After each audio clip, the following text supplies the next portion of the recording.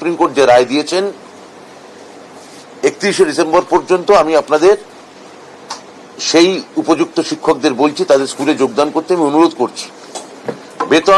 বেতনের কথা মুখ্যমন্ত্রী আজকে বলেছেন, আমাদের দপ্তর এই নিয়ে কাজ করে। আমি আবার বলছি যে নিশ্চিত করার দায়িত্ব আমরা নিচ্ছি। এমন কালকেও আমাদের ডিভিশন বেঞ্চে এসএসসির মামলা রয়েছে। তাহলে এমন কাজ এবং আপনাদের জন্যই এসএসসি লড়ছে। তাহলে এসএসসি যাতে কাজ করতে পারে, মধ্যশিক্ষা পর্ষদকেও ঘেরাও করে রাখা হয়েছে। মধ্যশিক্ষা পর্ষদ যারা আবেদন করেছিল এবং একমাত্র সরকারই আপনাদের পাশে আছে, এটাও আপনারা খুব ভালো করে জানেন। তারপরেও আপনারা যাতে কাজ করেন এবং আমাদের সঙ্গে সম্পূর্ণ সহযোগিতা করেন। এবং এমন কোনো আমরা প্রথম দিনেই বলেছিলাম যে আমরা যা কাজ করব তা আমরা লিগাল কনসালটেশন নিয়ে করব, আইনি পরামর্শ নিয়ে করব।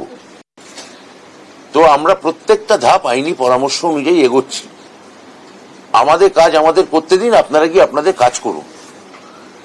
এইটাই আপনাদের কাছে আমাদের স্বনির্বন্ধ এবং বিনীত অনুরোধ। এইটা আমার প্রাথমিক বিবৃতি আপনাদের এবং আপনাদের মাধ্যমে যারা আন্দোলন করছেন, চাকরিহারা শিক্ষক, তাদের জন্য আমার বক্তব্য। এবার আপনাদের যদি প্রশ্ন থাকে আপনারা অবশ্যই করতে পারেন।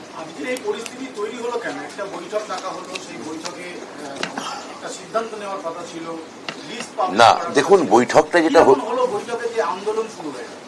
বৈঠকটা আমি বলি, বৈঠকটা ওরা চেয়েছিলেন এবং ওদের বৈঠকের শুরুতেই কথা হয়েছিল যে আমরা লিগাল কনসালটেশন ছাড়া আমরা বিন্দুমাত্র এগোবো না। তো ওরা কতগুলো দাবি দিয়েছিলেন, তার মধ্যে বেশ কিছু দাবি লিগালি বলেছে করা যাবে, আবার কিছু দাবি বলেছেন এটা করা যাবে না। এটা সুপ্রিম কোর্ট এটা করতে বলেননি আমাদের, কোনো তালিকা প্রকাশ করা কোর্টের কোনো ডিরেকশনে নেই।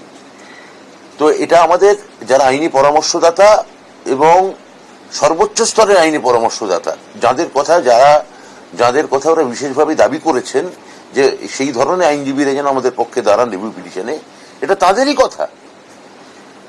তো সেটা একটা পার্ট আমরা করতে পারিনি, কিন্তু এমন নয় যে করতে পারিনি মানে যে আমরা সেটা লিগাল কনসালটেশন নিইনি। এবং আমরা ওই বৈঠকেই বলেছিলাম যে আইনি পরামর্শ পেলে তবে করতে পারবো, আমরা পাইনি তাই করিনি।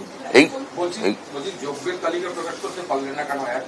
আর যদি আইনি পরামর্শ অনুযায়ী না পারেন তাহলে যারা কারা বেতন পাবে, কারা স্কুলে যাবে, এগুলো নির্ধারণ হবে কি করে?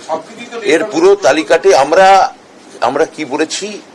প্রথম কথা হচ্ছে যে যোগ্য আমাদের এই 17 তারিখে যে মধ্যশিক্ষা পর্ষদের যে তালিকা দেওয়া হয়েছে,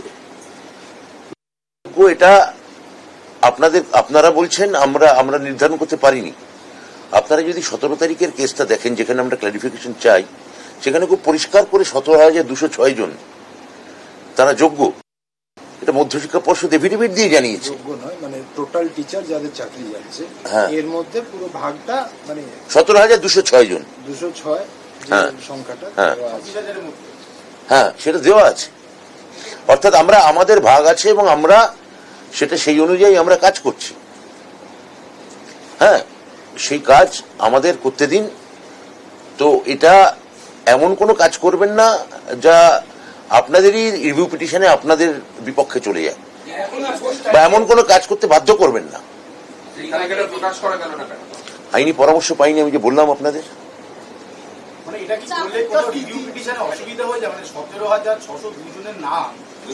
না, এটা তো আমি বলেছি ওরা অনেকগুলো দাবির মধ্যে এটা একটা দাবি ছিল।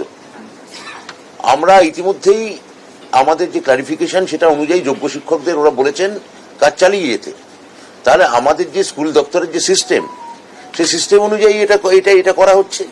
এখানে অনিশ্চয়তা কোথায় সেটাই তো আমি বুঝতে পারছি না।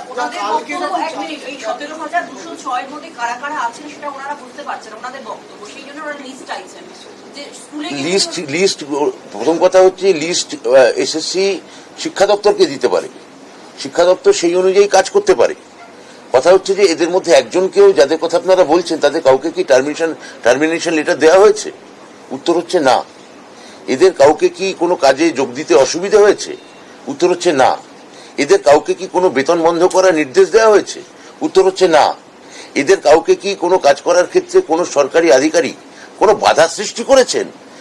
উত্তর হচ্ছে এক দুটো জায়গায় করেছেন, সেখানেও আমরা সক্রিয়ভাবে হস্তক্ষেপ করে যাতে এরা প্রত্যেকে কাজে যেতে পারেন আমরা তার বন্দোবস্ত করেছি। তাহলে যেখানে অনিশ্চয়তা নেই, খামোকা এমন কোনো আচরণ করা উচিত না আন্দোলনের স্বার্থে যেটা তাদের রিভিউ পিটিশনকে দুর্বল করে। তাদের সঙ্গে কথা বলেই তো আমরা এগোচ্ছি। একজন একজন করে না বললে আমি বলতে পারবো না।